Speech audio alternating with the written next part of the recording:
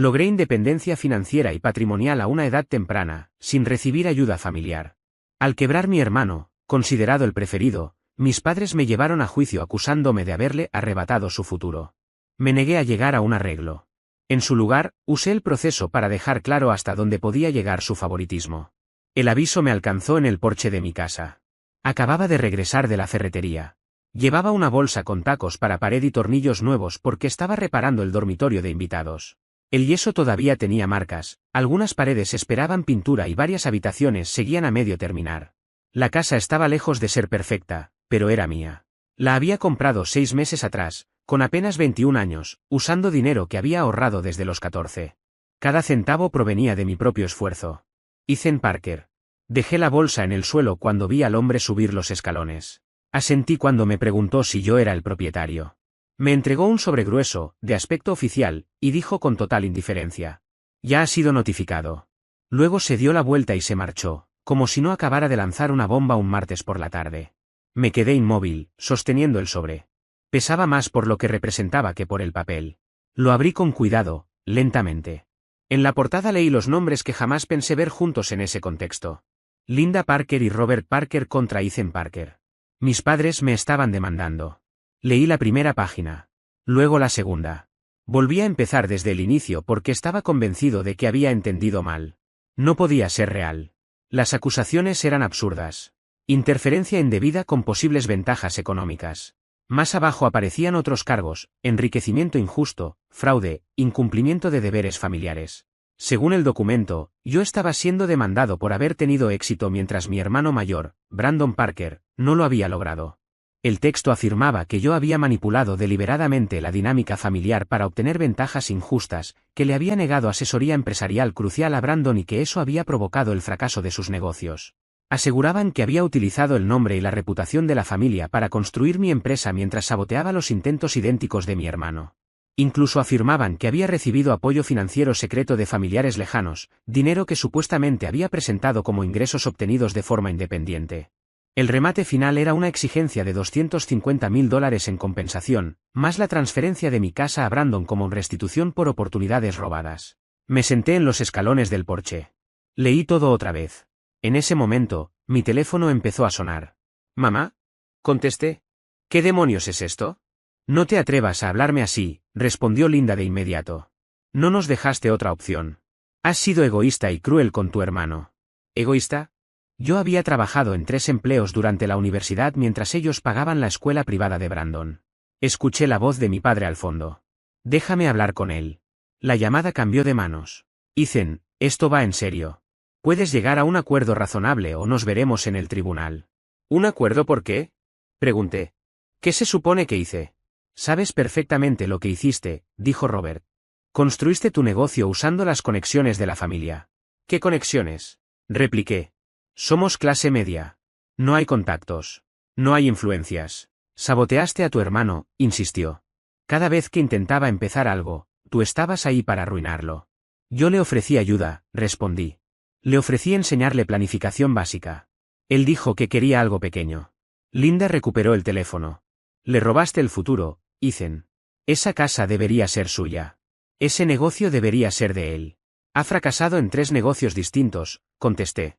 «Le diste $100.000 y los perdió todos». «¿Por qué tú lo saboteaste?», gritó ella. «Yo estaba en la universidad, construyendo lo mío. Brandon ni siquiera vivía en la misma ciudad».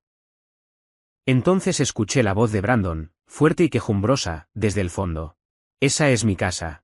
Yo debería vivir ahí. Me robó la vida». Cerré los ojos. «Brandon, tienes 25 años. Vives en el sótano de mamá y papá. No te robé nada. Yo construí algo.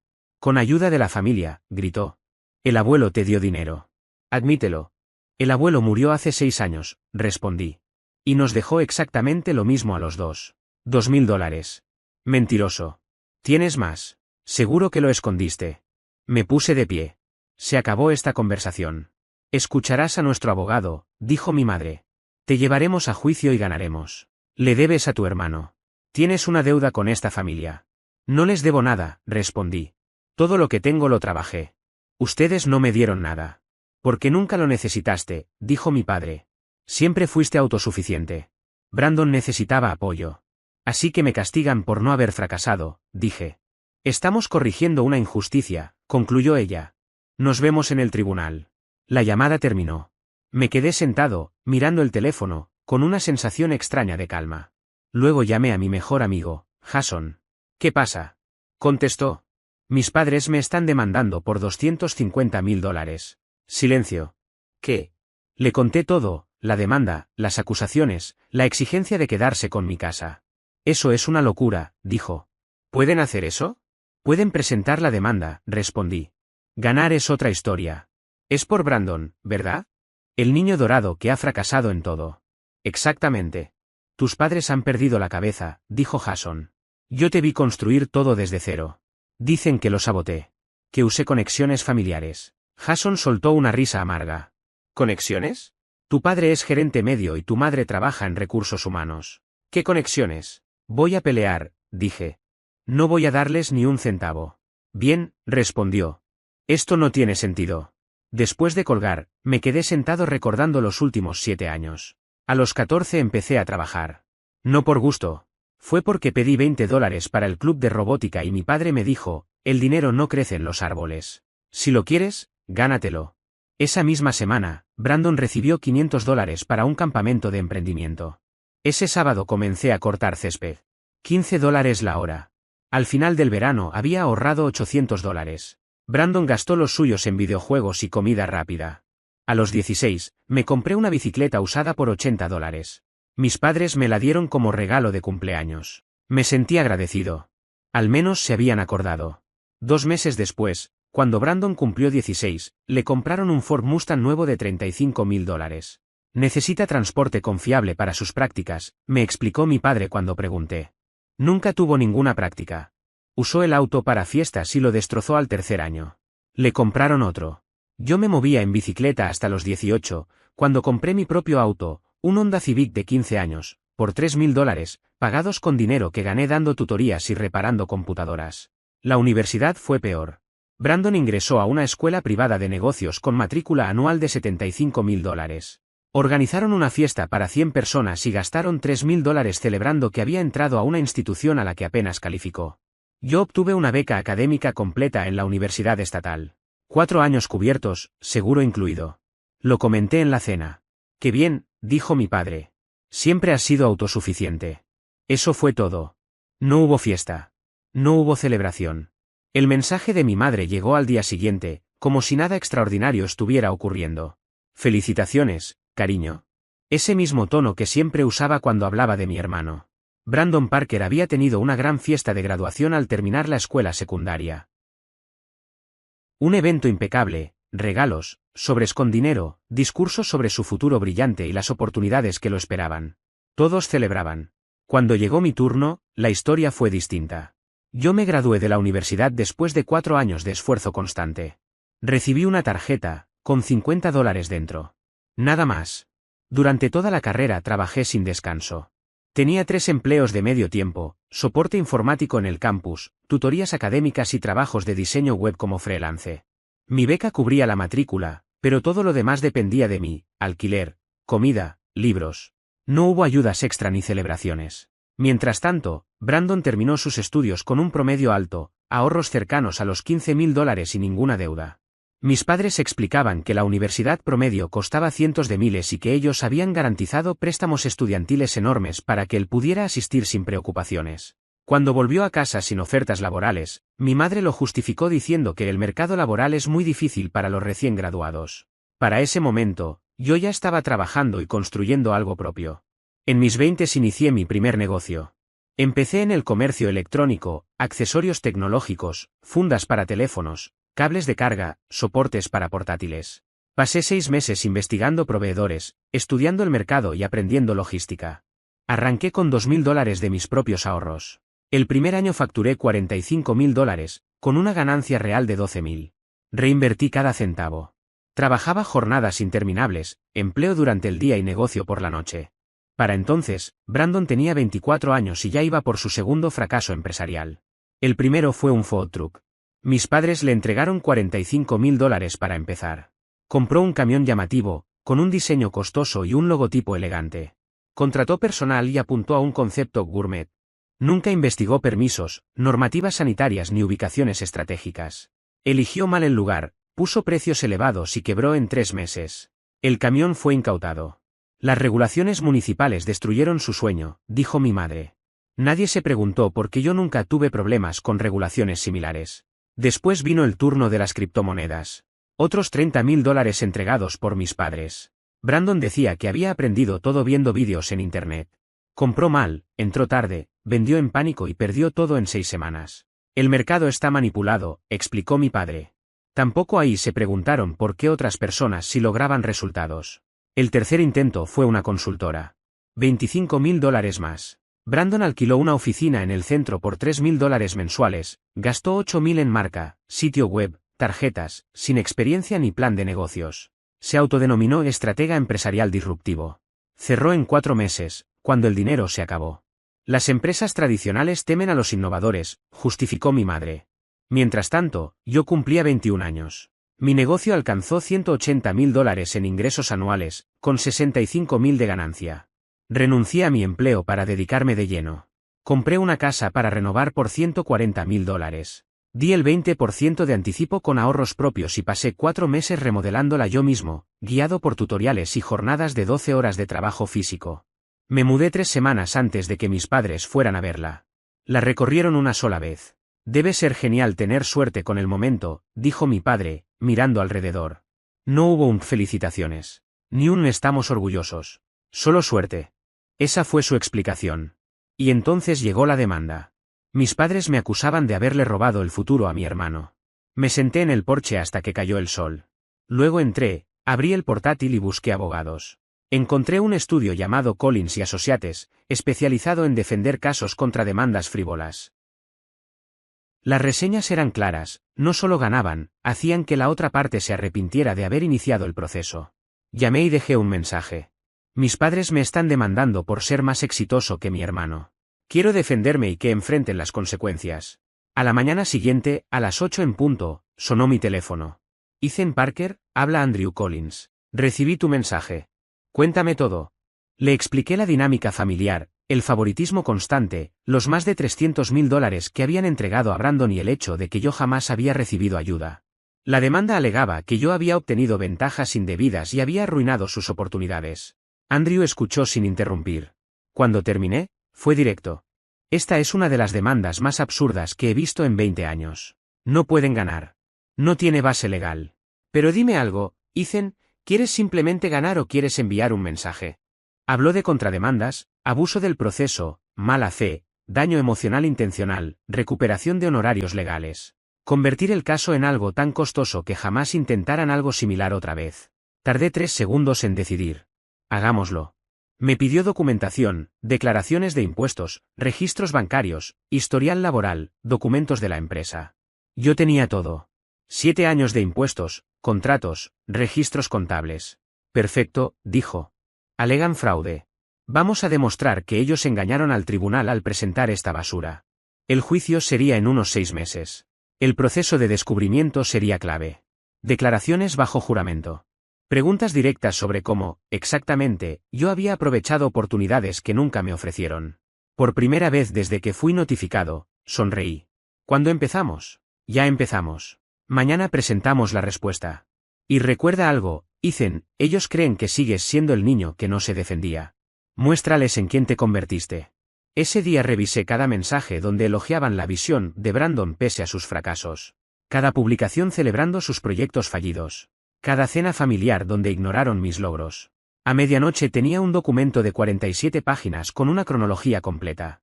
Brandon Parker había recibido $45.000 para un food truck, 30.000 en criptomonedas, 25.000 para una consultora.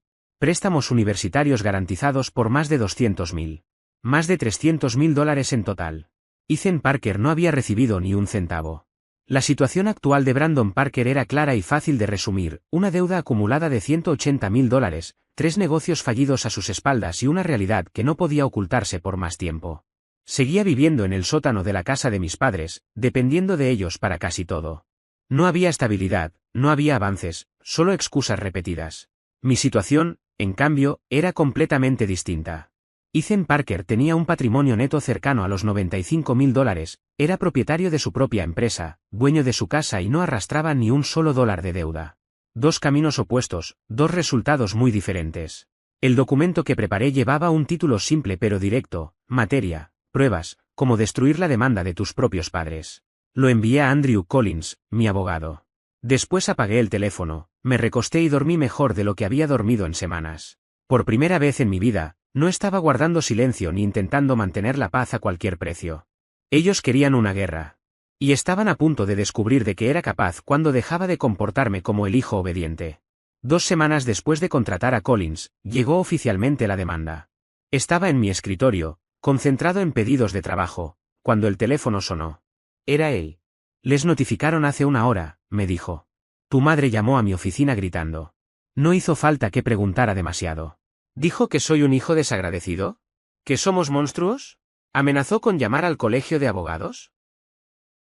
Collins soltó una breve risa sin humor. Lo típico. Pánico puro cuando la gente se da cuenta de que está en problemas. ¿Y ahora qué sigue? Propuesta de pruebas. Vamos a interrogarlos bajo juramento, pedir documentos, exigir que respalden cada acusación. Esto se va a poner feo. No me preocupa, respondí. Esa misma noche, mi teléfono explotó. 17 llamadas perdidas. 12 de Linda Parker, 3 de Robert Parker y 2 de Brandon. Escuché solo un mensaje de voz. Mi madre lloraba, con la voz quebrada. ¿Cómo puedes hacernos esto? Somos tus padres. Nos estás contrademandando. Esto es abuso contra ancianos. Había 58 mensajes más. Los borré sin escucharlos. Luego vi el mensaje de Brandon. Eres una basura. Espero que no te importe destruir a la familia. Bloqueé su número sin pensarlo. Después llegó el mensaje de mi padre. Esto se ha ido demasiado lejos. Retira la contrademanda y nosotros retiramos la nuestra. Seamos adultos. Le respondí con una sola frase. Ustedes me demandaron primero. Ustedes empezaron esto. Yo solo voy a terminarlo. No volvió a contestar. Al día siguiente, Jason llegó a mi casa con cerveza y pizza. Tu familia está completamente fuera de control en Facebook, me dijo. No uso Facebook. Lo sé. Por eso te lo estoy mostrando yo. Sacó su teléfono. Mi madre había publicado. Un corazón roto no alcanza para describir lo que sentimos. Solo intentamos que nuestro hijo menor entendiera su obligación familiar y respondió atacándonos legalmente. Solo queríamos que ayudara a su hermano, que estaba en problemas. Eligió el dinero por sobre la familia. Rezamos por su alma. Más de 200 comentarios. Algunos apoyándola, otros cuestionando todo. Había un comentario de la tía Laura. Linda, ¿no pagaron ustedes la universidad y los negocios de Brandon, que recibió Ethan? Mi madre respondió. Ethan siempre fue independiente. Nunca necesitó ayuda. Otro comentario, esta vez del tío Thomas. Entonces, ¿lo están castigando por ser responsable? A esa pregunta no respondió. Jason siguió deslizando. Brandon también había publicado. Mi hermano menor está demandando a nuestros padres porque le pidieron ayuda. Sí, cometí errores en mis negocios, pero la familia se apoya. En lugar de eso, él eligió abogados para atacar a mamá y papá. Así actúa la codicia. Los comentarios ahí estaban más divididos. Algunos lo defendían. Otros hacían preguntas incómodas. ¿Cuánto dinero te dieron tus padres para tus empresas? ¿Por qué tu hermano tendría que darte lo que es suyo? ¿Realmente te saboteó o solo te molesta que a él le vaya mejor? Brandon no respondió ninguna. Están tratando de controlar la narrativa, dijo Jason. Déjalos. La verdad va a salir en el tribunal. Esa noche, mi teléfono volvió a sonar. Número desconocido. Ethan, soy la tía Laura. Me dijo que había visto la publicación de mi madre y que quería escuchar mi versión. Le conté todo, la demanda, las acusaciones, los $100.000 que Brandon había recibido, el cero absoluto que yo había recibido siempre. Guardó silencio un largo rato. Lo siento mucho, dijo finalmente. Sabía que lo favorecían, pero no imaginé que fuera tan grave. Estoy de tu lado, y se lo dije a tu madre en los comentarios. Me ofreció ayuda económica para los abogados. Le dije que no era necesario. Antes de cortar, me pidió una sola cosa. No retrocedas. Tienen que aprender esta lección. 3 semanas después comenzaron las declaraciones formales. La noche anterior, Andrew Collins me llamó. Mañana interrogamos a tus padres. Voy a hacer preguntas muy específicas sobre dinero. No será cómodo. Tu única tarea es mantener la calma y no reaccionar. La declaración se realizó en su oficina. Sala de conferencias, Mesa larga, sillas alineadas, taquígrafa presente. Mis padres llegaron acompañados por su abogado, Steven Reynolds, quien parecía incómodo desde el primer minuto. Mi madre evitó mirarme. Mi padre me observó con furia. La taquígrafa los juramentó. Collins comenzó con mi madre. En 20 minutos exactos, desmontó toda su historia. ¿Cuánto dinero recibió Brandon para negocios? $100.000. ¿Cuánto recibió Ethan? Nada. ¿Cuánto se pagó por la Universidad de Brandon?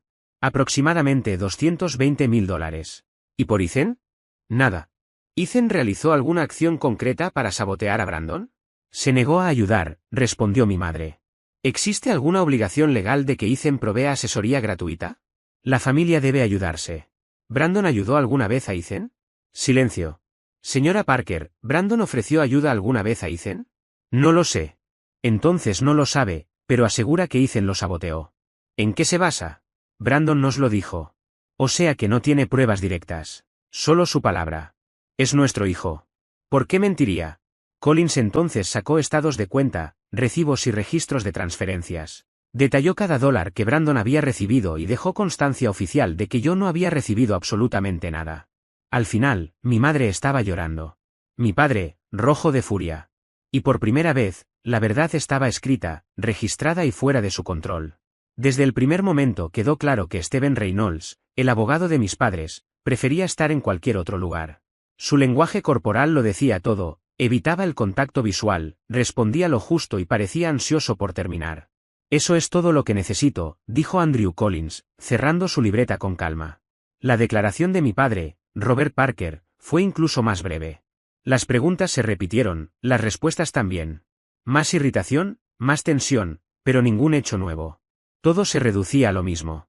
$320.000 para Brandon Parker. 0 para mí. Cuando mis padres se retiraron de la sala, Andrew Collins se reclinó en su silla con una expresión satisfecha. Bueno, comentó, eso salió mejor de lo esperado. Lo miré sin entender. Acaban de admitir bajo juramento que le entregaron absolutamente todo a tu hermano y nada a ti. Toda su demanda se basaba en la idea de que tú tuviste ventajas injustas. Acabamos de demostrar exactamente lo contrario. Sentí una mezcla extraña de alivio y frialdad. ¿Y ahora qué sigue? La próxima semana declarará Brandon Parker, respondió. Y eso sí que va a ser interesante. No se equivocó. La comparecencia de Brandon fue, sin exagerar, un desastre absoluto para él. Desde que entró a la sala ya estaba a la defensiva. Vestía un traje mal ajustado, demasiado grande para su cuerpo, como si quisiera aparentar una seriedad que no tenía. Antes de que Andrew Collins formulara la primera pregunta, Brandon ya parecía nervioso. Andrew comenzó por el primer intento fallido, el food truck. Explíqueme por qué fracasó, pidió con tono neutral. Brandon se lanzó en un discurso largo sobre regulaciones municipales, permisos injustos y un sistema diseñado para aplastar a los pequeños emprendedores. ¿Investigó esos requisitos antes de comprar el camión? Preguntó Andrew. Sabía que habría burocracia. ¿Obtuvo los permisos necesarios? ¿Sí o no? Brandon dudó. No. Andrew no se inmutó. ¿Tenía un plan de negocios? ¿Proyecciones de ingresos? ¿Análisis de costos? Tenía una visión. Eso no es un plan de negocios. Andrew presentó entonces registros oficiales que mostraban 17 food trucks operando con éxito en la misma zona y durante el mismo periodo, todos bajo exactamente las mismas normas. ¿Por qué ellos sí funcionaron y usted no?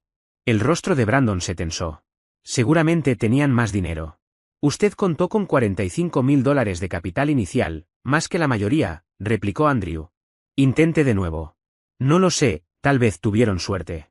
Algunos presentes en la sala bajaron la mirada para no sonreír. Luego vino el turno de las criptomonedas. Brandon admitió haber perdido $30.000 en apenas 6 semanas, basándose en tendencias y vídeos de supuestos expertos en YouTube. ¿Verificó si esas personas eran traders exitosos? Preguntó Andrew. Tenían millones de visualizaciones. Esta vez, varias personas no lograron contener la risa. El siguiente proyecto fue aún peor, el negocio de consultoría. Brandon reconoció haber alquilado una oficina de $3.000 mensuales sin clientes, gastar $8.000 en imagen y marca sin generar ingresos, y cerrar todo en 4 meses. En total, $25.000 perdidos, sin plan, sin clientes y sin resultados. ¿Es correcto? Confirmó Andrew. Estaba construyendo las bases. Estaba gastando dinero que no tenía en apariencia, en lugar de contenido, corrigió Andrew. Entonces llegó la pregunta clave. Señor Parker, en su demanda afirma que Ethan Parker saboteó sus negocios. Explique cómo. Se negó a ayudarme. ¿Le pidió ayuda explícitamente? Brandon dudó. Le comenté mis ideas. ¿Le pidió ayuda de forma directa? ¿Sí o no? No con esas palabras. Entonces, según usted, Ethan lo saboteó al no ofrecerle ayuda que usted nunca solicitó. Brandon apretó los dientes. La familia debería ayudar sin que se lo pidan. ¿Usted ayudó a Ethan con su negocio? Preguntó Andrew. Silencio. ¿Qué hizo concretamente para apoyarlo? Lo animé. ¿Cómo, exactamente? No recuerdo las conversaciones. Porque no existieron, concluyó Andrew. Nunca ayudó, nunca se ofreció, nunca mostró interés. Pero ahora lo demanda por no ayudarlo a usted. Brandon se puso rojo de ira. Él tuvo ventajas. ¿Cuáles? Es más inteligente. Siempre sacó mejores notas. ¿Lo está demandando por ser inteligente?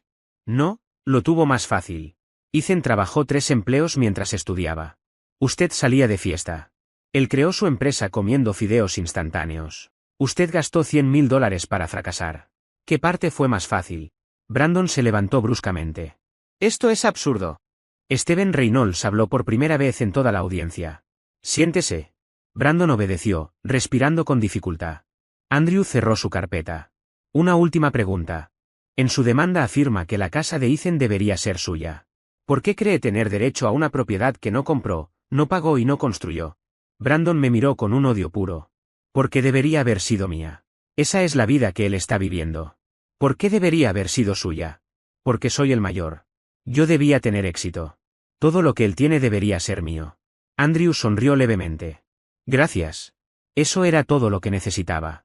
Cuando Brandon salió furioso de la sala, Andrew se volvió hacia mí. Eso fue un regalo. ¿Por qué? Acaba de admitir bajo juramento que cree tener derecho a su propiedad solo por haber nacido primero. Ningún juez aceptará eso. ¿Qué sigue ahora? Esperar el juicio. Aunque, siendo honesto, dudo que llegue tan lejos. ¿Por qué? Porque Steven Reynolds va a recomendarles que se retiren. Nuestro contrarreclamo les va a costar más de lo que su orgullo puede soportar. Tenía razón. 3 días después, Steven Reynolds llamó a Andrew para hablar de un acuerdo. Andrew me llamó de inmediato. Quieren retirar todo, su demanda y nuestro contrarreclamo. Quedarnos todos sin nada. No, respondí. Quiero sanciones. Quiero que la jueza María Álvarez declare oficialmente que su demanda fue frívola. Quiero que quede registrado que desperdiciaron el tiempo del tribunal y el mío. Andrew guardó silencio unos segundos. Es una postura dura. Fui demandado por tener éxito. Intentaron quitarme mi casa porque su hijo favorito fracasó. Quiero consecuencias. Finalmente, habló. De acuerdo. No habrá trato. ¿Cuándo es el juicio? En 4 semanas. Y cuando entiendan que va en serio, van a entrar en pánico. Que lo hagan. Esa noche me senté en mi casa, la que yo compré, renové y gané con mi propio esfuerzo. No sentí culpa, ni dudas, ni remordimientos. Habían intentado destruirme legalmente por el simple delito de avanzar. Ahora iban a aprender qué ocurre cuando atacas a alguien que ya no tiene nada que probar, y nada que perder. 4 semanas parecían una eternidad y, al mismo tiempo, un suspiro. Mis padres lo intentaron todo para forzar un acuerdo. Linda Parker dejó mensajes de voz llorando, diciendo que esto estaba destruyendo a la familia. Robert Parker envió correos hablando de ser razonable, de pensar en la reputación familiar. Durante semanas, Brandon Parker no dejó de intentar contactarme. Cada vez que bloqueaba un número, aparecía otro. Mensajes nuevos, insultos, reproches, amenazas veladas. El patrón era siempre el mismo, insistir hasta quebrarme. No lo lograron. Decidí ignorarlo todo. No respondí ni una sola vez. Mientras tanto, Andrew Collins me mantenía informado de cada movimiento del otro lado. Su tono era profesional, casi clínico, pero el contenido de sus mensajes revelaba otra cosa. El abogado de mis padres, Steven Reynolds, estaba cada vez más desesperado. Las llamadas eran más frecuentes. Las propuestas, más absurdas. La tercera llamada de esa semana llegó un martes por la mañana. «Están dispuestos a retirar la demanda y pagar tus gastos legales», me dijo Andrew, sin rodeos. «No», respondí de inmediato. Hubo un breve silencio al otro lado de la línea. «Ethan, hablamos de $15,000 en honorarios. Es una victoria clara. No quiero su dinero. Quiero una sentencia». Andrew exhaló despacio. «¿Eres consciente de lo que eso implica? Ir a juicio. Frente a un juez. Contra tus propios padres». «Sí», contesté. «Y estoy preparado». Esto puede destruir lo poco que queda de esa relación. Esa relación dejó de existir el día que me demandaron. No exageraba. Lo pensé durante años, aunque no siempre fui consciente de ello. Me preparé toda mi vida para defenderme, solo que no sabía exactamente de qué, hasta ahora. 2 días antes del juicio, Jason apareció en mi casa. No llamó primero. Solo tocó la puerta y entró cuando lo invité. ¿Estás seguro de esto? Me preguntó, directo. ¿Son tu familia? No, respondí. Lo eran. Se sentó frente a mí, serio. ¿Y si ganas y ellos lo pierden todo? Ahorros, reputación, todo. Debieron pensarlo antes de presentar la demanda. No había enojo en mi voz, solo una certeza fría. No me arrepiento, continué. Mi único error fue no poner límites antes. Dejé que me trataran como si valiera menos que Brandon durante 21 años. Señalé los documentos ordenados sobre la mesa. Esto no es venganza. Es la consecuencia final de sus propias decisiones. Jason asintió lentamente. Estaré allí. Primera fila. El día del juicio llegó. Vestí un traje azul marino que había comprado exclusivamente para ese momento. Corte sobrio, bien ajustado. No era una armadura, pero se sentía como tal. Caminaba con calma porque, por primera vez en mucho tiempo, tenía todo bajo control. El tribunal estaba ubicado en el centro de la ciudad. Un edificio antiguo, de mármol frío, con ese eco particular que hace que cada paso suene más importante de lo que es. Andrew Collins me esperaba fuera de la sala. ¿Listo?, preguntó. Sí. Recuerda, mantén la calma. Hablaré yo. El juez hará preguntas. Responde con honestidad. Sin adornos. Sin emociones. Entendido. Me miró con seguridad. Vamos a ganar. Entramos. Mis padres ya estaban allí, sentados junto a Steven Reynolds. Mi madre parecía haber envejecido años en pocos meses. Mi padre, en cambio, estaba rígido, con la mandíbula tensa. Brandon Parker se encontraba detrás de ellos, brazos cruzados, observándome sin disimulo. La jueza entró poco después. Una mujer de alrededor de 60 años. La jueza María Álvarez. Andrew ya me había advertido, no toleraba excusas ni discursos vacíos. Perfecto. De pie, ordenó el ujier. Todos nos levantamos. La jueza tomó asiento, revisó sus notas y habló con firmeza. Pueden sentarse. Estamos aquí por el caso Parker contra Parker, número 2024, CB 8847. Miró a Steven Reynolds. Señor Reynolds, sus clientes presentaron la demanda original. Resuma su posición. Reynolds se puso de pie, incómodo. Su señoría, los demandantes alegan interferencia indebida y enriquecimiento injusto por parte del demandado, Ethan Parker. Deténgase, lo interrumpió la jueza.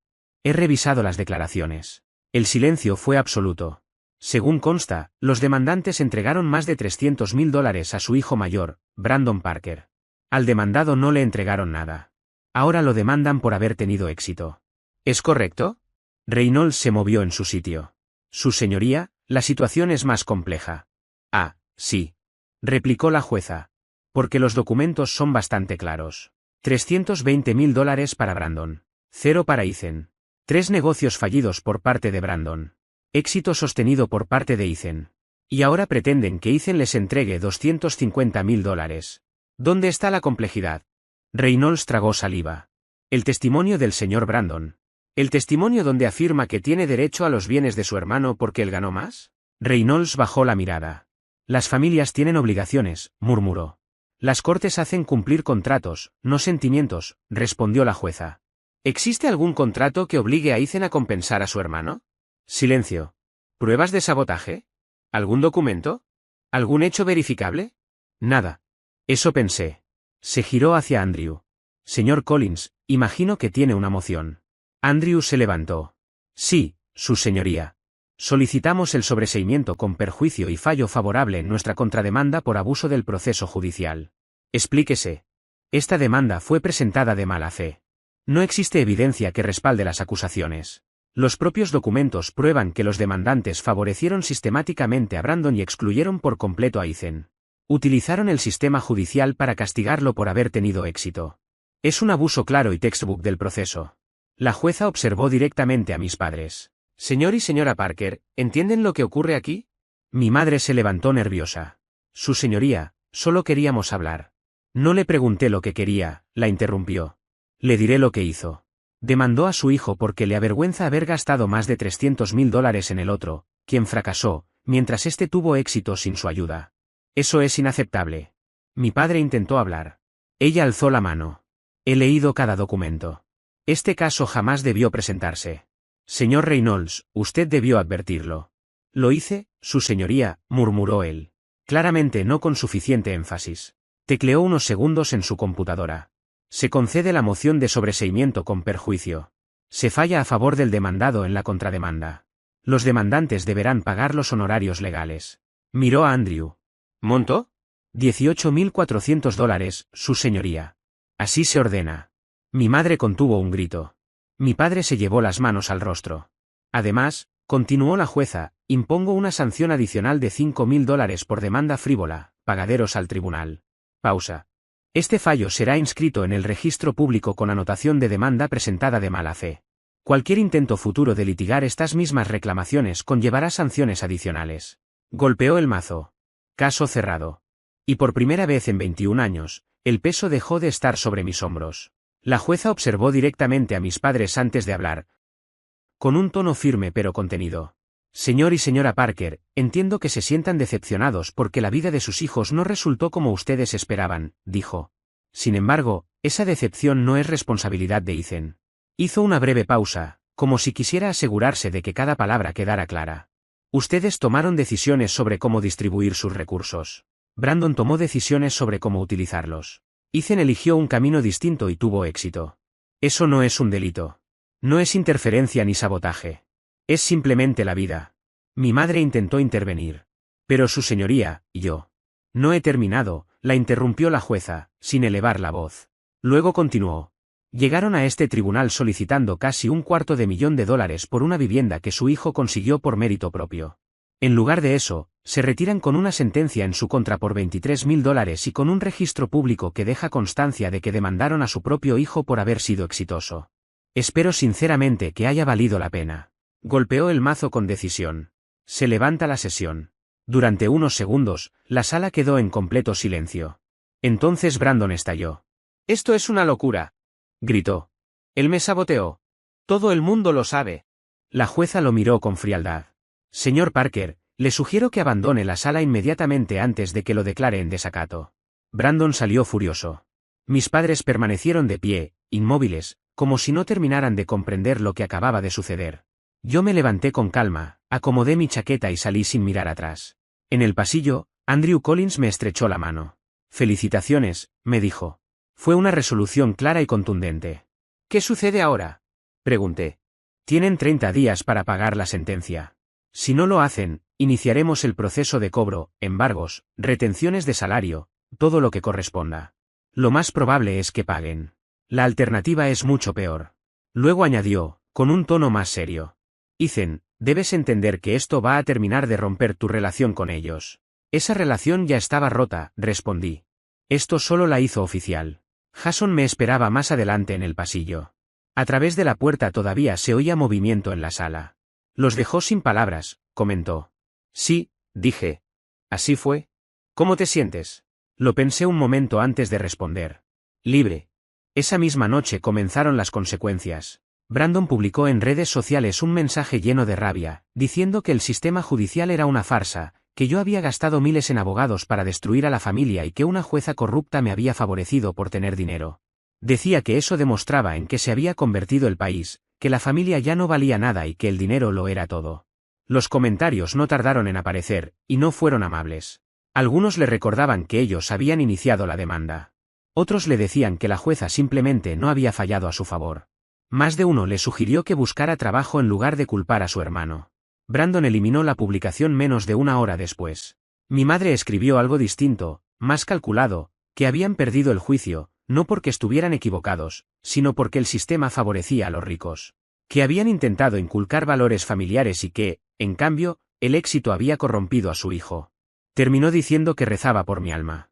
Tía Laura comentó sin rodeos. «Linda, ustedes lo demandaron. Perdieron.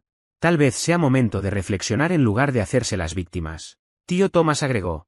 «Gastaron más de $320,000 en Brandon y nada en Ethan, y luego lo demandaron por tener éxito. ¿De verdad esperaban otro resultado?». Mi madre borró toda la publicación poco después. 3 días más tarde, recibí una llamada de tía Laura. «Ethan, Tus padres están en problemas. ¿Qué tipo de problemas? Financieros. Refinanciaron la casa 2 veces para financiar los negocios de Brandon. Con eso y la sentencia, están considerando declararse en bancarrota. Eso no es asunto mío. Lo sé. Solo te aviso por si intentan hacerte sentir culpable. Ya lo intentaron todo. ¿Y tú cómo estás? Sinceramente, respondí, mejor que en años. Me alegra oírlo. Hiciste lo correcto. Necesitaban enfrentar consecuencias. Una semana después de la sentencia, estaba en mi taller. Había estado renovando parte del garaje cuando alguien golpeó la puerta. Al abrir, me encontré con Brandon. Se veía fatal, barba descuidada, ropa arrugada, ojeras marcadas. Tenemos que hablar, dijo. No, respondí. No tenemos nada que hablar.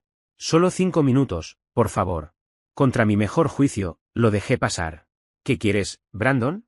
Necesito dinero. Casi me reí. ¿Hablas en serio? Mamá y papá están arruinados. Van a perder la casa. Estoy viviendo en el auto. Necesito ayuda. Sentí como la rabia me subía de golpe. ¿Ayuda? Después de demandarme, después de decir que mi casa debía ser tuya, después de insultarme de todas las formas posibles, ¿crees que tengo que rescatarte? Intentó justificarse, pero lo detuve. Cometiste errores, decisiones malas, una tras otra. Y ahora enfrentas las consecuencias. Eso es la vida adulta. ¿Entonces vas a dejarnos perderlo todo? Ustedes lo perdieron solos. 3 negocios fallidos, $100.000, la jubilación de nuestros padres. Todo eso fue decisión tuya. Soy tu hermano. Eres alguien con quien comparto sangre, le dije, pero que pasó toda su vida tratándome como si valiera menos. Y ahora que salí adelante a pesar de todo, ¿quieres que te salve? No. Le abrí la puerta. Sal de mi casa. Se quedó mirándome unos segundos, incrédulo, y luego se fue. Cerré la puerta y me quedé de pie un momento. No sentí culpa, ni arrepentimiento, ni dudas. Solo una calma profunda. 2 meses después, mis padres se declararon en bancarrota. Perdieron la casa y se mudaron a un pequeño departamento de 2 habitaciones. Brandon se fue a vivir con ellos. Los 3, hacinados en un espacio mínimo. El grupo familiar, del que yo había salido años atrás, se llenó de discusiones. Algunos parientes me llamaron frío, dijeron que la familia debía permanecer unida. Otros entendieron que mis padres habían creado esa situación con sus propias decisiones. Yo no participé. Estaba ocupado construyendo mi vida. Mi negocio alcanzó los $250.000 en ingresos anuales. Contraté a mi primer empleado, comencé a planificar la expansión, compré nuevo equipo para el taller y terminé por fin la renovación del baño de invitados. También empecé a salir con alguien. Se llamaba Olivia. La conocí en un evento de networking. Era inteligente, divertida y estaba creando su propia agencia de marketing. En nuestra tercera cita le conté la historia de mi familia. ¿Te demandaron? Preguntó, completamente sorprendida. Sí. Por haber tenido éxito. Es absurdo. ¿Lo fue? ¿Sigues en contacto con ellos? No, y no pienso hacerlo. Eso requiere mucha fortaleza, o mucha terquedad. A veces son lo mismo, respondí.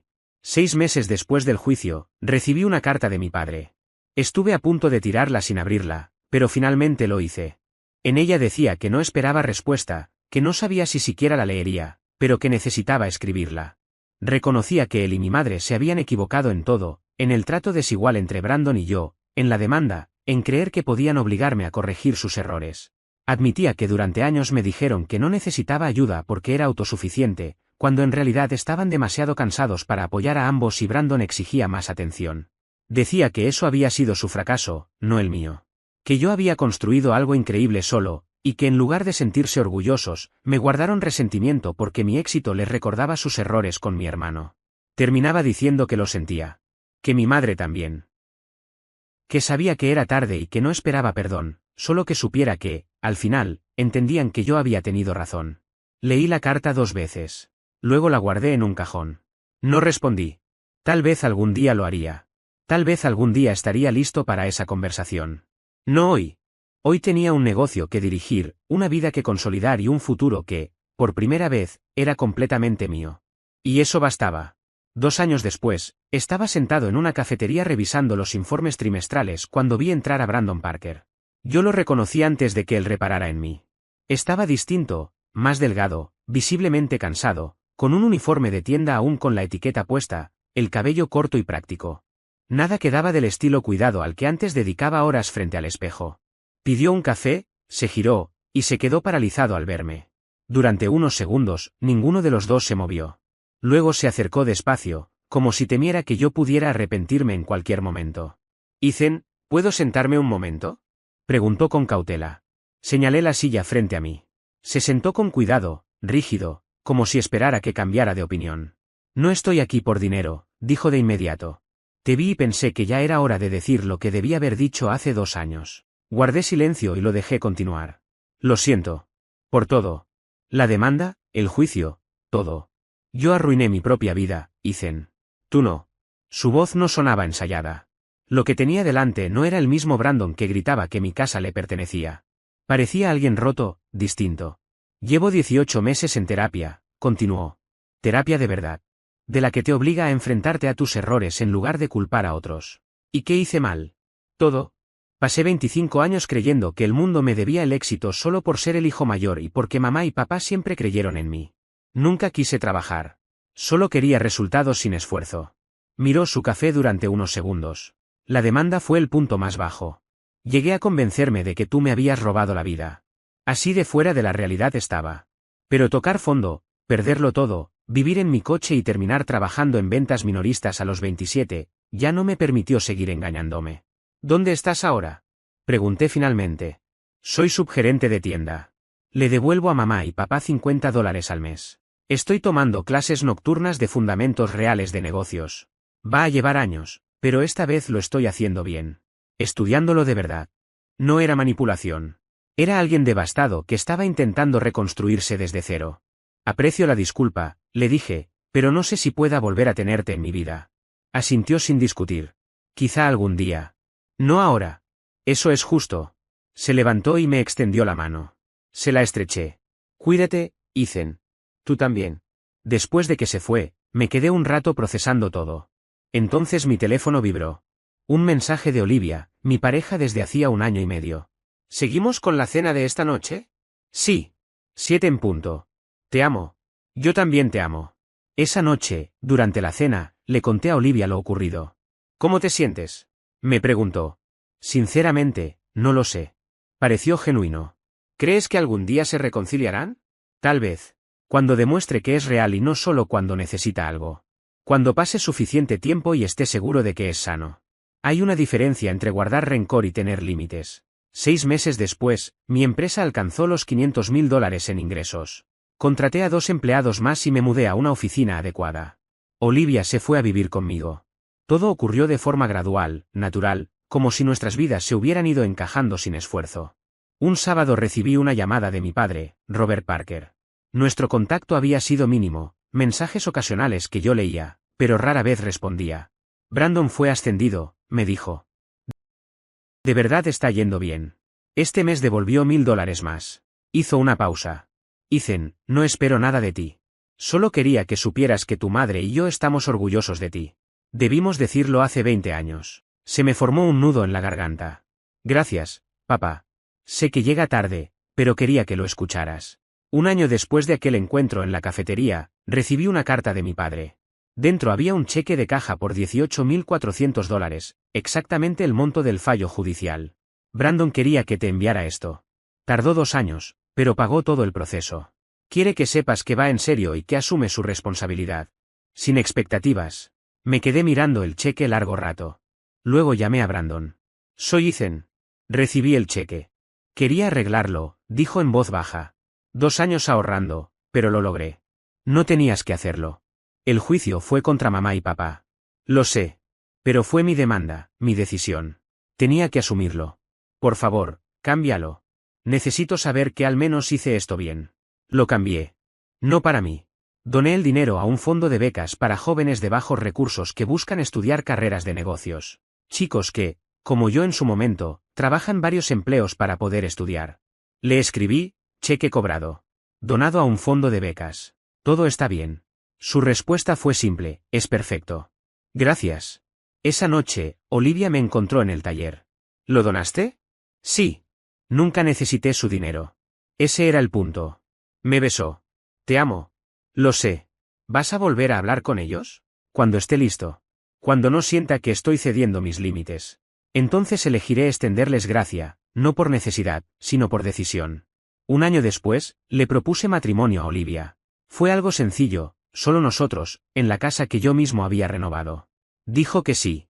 Planeamos una boda pequeña, su familia, nuestros amigos y, de mi lado, la tía Laura y el tío Tomás. Nadie más. Un mes antes de la boda, mi padre llamó. Me enteré de la boda. Felicidades. Sé que no estamos invitados y lo entiendo. Solo quería que supieras que estamos felices por ustedes. Gracias, papá. 6 meses después del matrimonio, Olivia y yo descubrimos que íbamos a tener un bebé. Esperé una semana antes de llamar. Vamos a ser padres. Hubo silencio. Luego su voz, cargada de emoción. Eso es maravilloso. Felicidades. Cuando nazca, quizá puedan visitarla. Conocer a su nieta. Su voz se quebró. Me encantaría. Ya veremos cómo hacerlo. 9 meses después nació nuestra hija, Emily. El día fue largo, silencioso y cargado de una emoción que no necesitaba palabras. Olivia y yo nos miramos muchas veces sin decir nada, simplemente conscientes de que algo definitivo acababa de empezar. Mis padres llegaron al hospital sin avisar, sin exigencias, sin expectativas.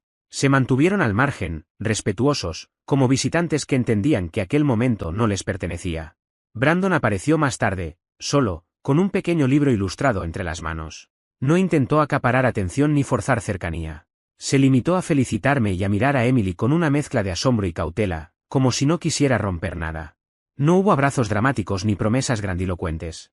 Tampoco reconciliaciones instantáneas. Y, curiosamente, eso hizo que todo se sintiera más real. Con el paso de los meses, la distancia se transformó en algo distinto. No en cercanía plena, pero sí en una especie de tregua estable. Cuando Emily cumplió 1 año, acepté organizar una cena familiar. Fue en mi casa, bajo mis reglas, sin improvisaciones. Olivia y yo marcamos los tiempos. Emily fue el centro, como debía ser.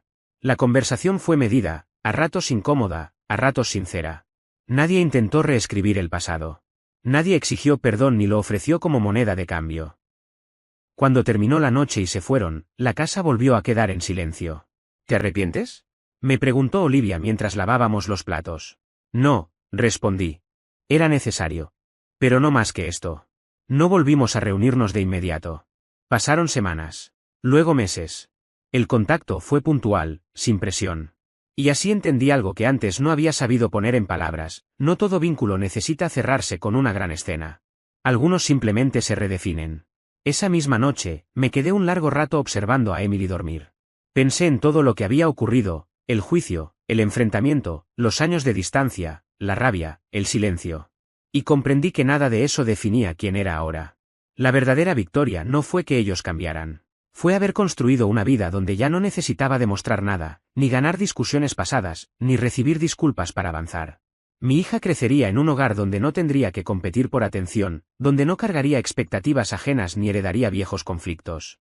Tendría algo mucho más simple y más difícil de construir: estabilidad, respeto y elección. Porque al final, el éxito no fue poner límites. Fue poder decidir cuándo abrir la puerta, y cuándo dejarla cerrada sin culpa. Y por primera vez, esa decisión fue mía.